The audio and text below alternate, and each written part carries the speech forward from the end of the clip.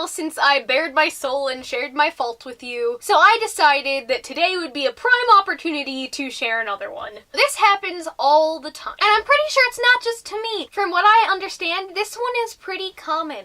The issue on the table is awkward interactions. Now, it doesn't matter the medium of communication. As soon as the communication is directed at a specific person or group of people, all of my articulation goes down the drain. An example sentence. Oh well, I think maybe it's that thing that I might have been talking about before, but I don't actually know if you were there when I said it, so whatever, but never mind. But I really think you should think about that. Translation. I wrote this article that I really think you should read. The topic is very important and I would love to discuss it with you.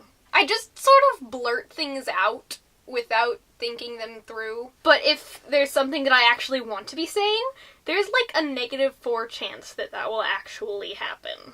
Today, for instance. So in my creative writing class, we always sit in a circle, and we usually sit next to the same people. As a result, I've been sitting next to the same girl for about 2 months now, and I think she's insanely cool. So I've been trying to figure out ways to talk to her over the last few months. And today I finally had a topic that I could bring up, because we both turned in our short stories for workshop next week. So as we're passing our stories around, and I hand my copy to her, I just blurted out, "I have lesbians!" And then a few seconds later, I remembered to add the "in my story" part. Nice going, Alana. And then you would think, because I felt so incredibly awkward, I would just shut up and sit down and allow my red face to do the talking for me. But no. I blundered around for a bit trying to explain why I had just said what I said. So what I said then, though I'm trying really hard to block it out, was probably something like, "And I'm really nervous about how the people will think of my story, because, like, it's a controversial topic, you know? I don't like to write about controversial topics because I worry about a negative reaction." Okay, first of all, what the actual muffins?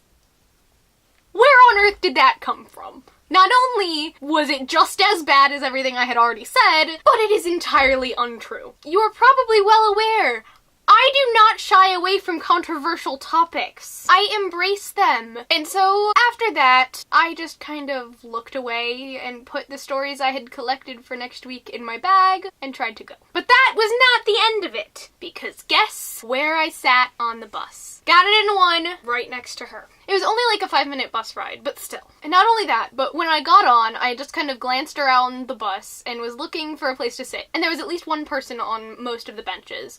So I zeroed in on the person I knew, disregarding the fact that I had just made a complete fool of myself in front of her like 10 minutes earlier. And I said, can I sit here?